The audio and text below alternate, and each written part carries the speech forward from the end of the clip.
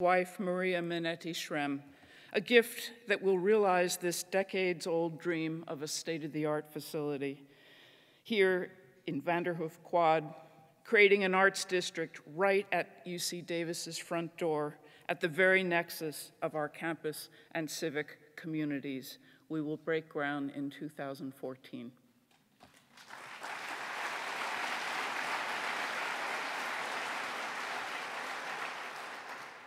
And now, to tell you about the museum, let me invite Rachel Teagle to the podium.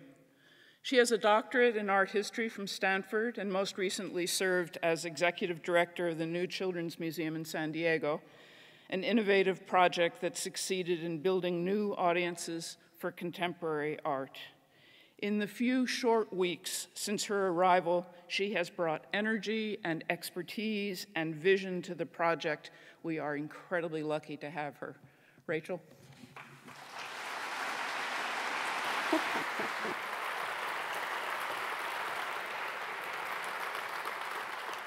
Good morning. I am so happy to be here with you today, and especially as the students join us on campus. The excitement begins, as does the work in earnest on our new museum. Thanks to Jan Shrem and Maria Manetti Shrem, we no longer have to wish for a new museum. Their generosity has made it possible for us to begin now, although we still have some fundraising work to do. But more importantly, it's their vision to fund education and access to the arts that is really propelling our project forward. Thanks to the Shrems, we can now begin the great work of realizing an art museum for UC Davis and its fine arts collection. As you can see, and many of you have seen this image before, until now we've been just a little bit fuzzy about what exactly the museum is going to be all about. All that changes this academic year as we hire an architect, and I'm thrilled to tell you that the ad is out on the street and there's real interesting interest in this project. This year, all that changes as we write the museum's mission and we experiment at the Nelson Gallery with some of our ideas for the new museum. Together, through these processes, our plans will come into focus. And as we imagine architectural solutions for this important site that is really just next door to us here, this site is so interesting because it's at the intersection of our civic and campus communities. We have to launch this year by asking the right questions. And over the course of the year, we'll be answering those questions in a series of community open forums, in a series of project advisory committees, and ultimately a leadership council that will guide the process of transforming our architectural project into a living, breathing museum that serves our community. Today, what I can share with you are some of the key principles that will inform all aspects of museum planning. First, like the university, our museum should be founded upon the belief that education and the arts must be accessible to all people. It's this legacy of the university's land-grant mission that will drive the museum to reach lifelong learners of all ages, starting with the undergraduate students here on our university campus. Moreover, in all the plans we make for the museum, we need to think about visitor experience, considering our visitors as central to the museum's purpose, and more importantly, in thinking about how we want to make the museum more meaningful to diverse audiences. In the 21st century, reaching our audiences requires more than building a cathedral on a hill. We know that art museums, and especially contemporary art, suffer from perceived barriers. Ideas like art is too fancy, or too expensive, or too foreign for me. It's incumbent upon us at the university to ask the questions to figure out how to eradicate those barriers, or more simply put, we have to figure out what is it that's going to get students to want to hang out at the museum. And given the sophistication of our student populace in the 21st century, we must resist the urge to dumb down the art experience. Thinking about how to make everything about the museum approachable, from our architecture to how we greet our visitors, is really thinking about how do we take these sophisticated ideas and of the artists whose work are on view and make them more meaningful to different audiences. On the other hand, while we work to bring new and diverse audiences to the museum, and hopefully lots of them, Once they're through our doors and in our galleries, we want to focus on creating intimate and personal experiences with art. Within the social and communal experience of the museum visit, our architect must help us create spaces that allow for intense and personal interaction with works of art. We also will ask our architects to think about how space creates an atmosphere where teachers and students can ask questions together. And to explain our fourth principle, I'm going to borrow here an anecdote from Wayne Thiebaud. "Look," he said to his students, "I can't give you answers to anything. What I can do is give you some tools to get at answers, be it a question about painting or anything else." Creating tools to get to answers is everything that the Manetti Shrem Museum will be about. And I can't resist the urge to show this amazing Ansel Adams photograph of Tio Giambruni in the foundry that he built and installed in TB9 here on campus to remind us of the great history of giving tools to artists at UC Davis, but also to remind you that the architecture of the museum is in and of itself just another tool. And the real work of the museum is the exhibition and educational programming that we will do there. This brings us to our fifth principle. The museum is the artists we engage. And we need to engage artists not only in all aspects of museum operation, we need to engage a broad spectrum of the type of artists. We will showcase the many ways students in all fields at UC Davis are engaged in the arts. We need to empower young curators. I'm hoping there's a way that the Basement Gallery and its wonderful history over in the art department might find a role in the new museum.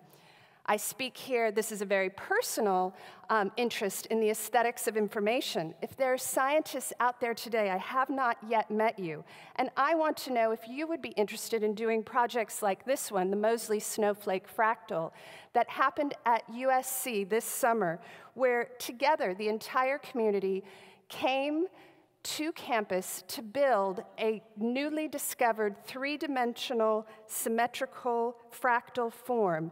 They brought together, for the first time, they gave form to a new scientific discovery. And I want to know if there's interest in doing projects like this at UC Davis.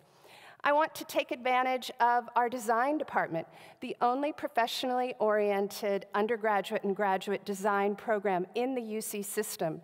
The process of building the museum offers so many opportunities to engage students, from visioning, from more esoteric visioning exercises, to giving students the opportunity to solve real-world problems, like helping us figure out what the right furniture needs to be in our galleries. However we decide to give it shape, we must remember that it is central to the vitality of the museum enterprise for us to empower artists to make work. And I can't tell you how proud I am to be at a university that takes that mission seriously. And I'm going to share with you a testimonial from one of our MFA students here on campus in the visual arts. But before I show that, I want to say thank you one more time to Margaret Mondavi, this time for her courage to give funds directly to students to help them become great artists. Any sort of grant for an artist is generally rare, and especially what the Mondavi Fellows receive. It's going to be invaluable for the future for any artist here that's working. It's going to produce a lot of great work. I couldn't agree more. I have one last principle, our sixth, an idea so central to UC Davis that it's already inspired decades worth of imaginative inquiry. A spirit of shrewd irreverence is a defining characteristic of this university. I've already heard so many tales across so many different departments about how UC Davis faculty have cultivated excellence by not taking themselves too seriously. And I want the museum to embody this distinctive approach. Great things happen when you have the courage to not take yourself too seriously. Let me give you an example of what I mean. In 1967, Bruce Nauman made this one of his first neon signs less than a year after graduating from UC Davis with his MFA. This is a foundational work that set the direction of Nauman's career and thereby changed the world of contemporary art. To me, the work embodies the courage Davis gave him to go out and confront the art world in a medium that at the time was associated with cheap motels and had nothing to do with contemporary art. Nauman emerged on the global art scene with a statement both personal and perplexing, neither entirely facetious nor completely serious. Recently, he explained about the piece. The most difficult thing about the whole piece for me was the statement. It was kind of a test, like when you say something out loud to see if you believe it. Once written down, I could see that the statement was, on the one hand, a totally silly idea, and yet, on the other hand, I believed it. It's true and not true at the same time. It depends on how you interpret it and how seriously you take yourself. Together, as we define the future of the Jan Shrem and Maria Manetti Shrem Museum of Art, we need to test strange ideas. We need to have the courage to write them down and the conviction to take ourselves seriously enough to believe that the arts really can reveal mystic truths. And just in case you think I've overstated the case for Nauman and what his work achieved, I share with you there's 4 examples here on screen of how artists have responded to Nauman over the years. I could fill it with 400, of artists from graffiti street artists to the bottom right-hand corner is Peter Coffin, another grad from UC Davis, to Mungo Thompson, who regularly works the circuit of international biennials. They respond to Nauman both to agree and to vehemently disagree, which again, I think, speaks to the power of what can happen here at UC Davis and the power of what can happen when we don't take yourselves too seriously. In closing, I offer that the talented young people you've seen on stage here today are the answers to our questions.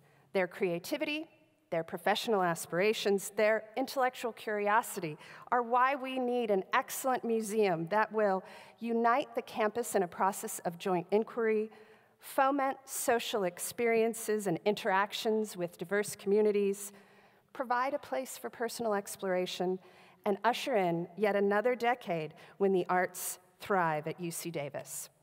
We have an audacious goal in building this museum, and if Wayne Thiebaud can admit that he doesn't have all the answers, I can tell you that I have no chance of achieving this goal without all of you. We have a talented team of people who have already joined the museum project, and they are not enough. We need full campus engagement. I'm inviting you today, please join us for this of our first 2 community forums. We need to hear your questions. I need you to be a part of cultivating the answers to our questions. And if you can't make one of these meetings, email me, come by the office. If you need more of a hook, I just unpacked my espresso machine. If, in closing, you would please join me to welcome Caitlin Bowden, a UC Davis vocal performance major and English major, and she will be accompanied by Grace Zhu in performing our alma mater.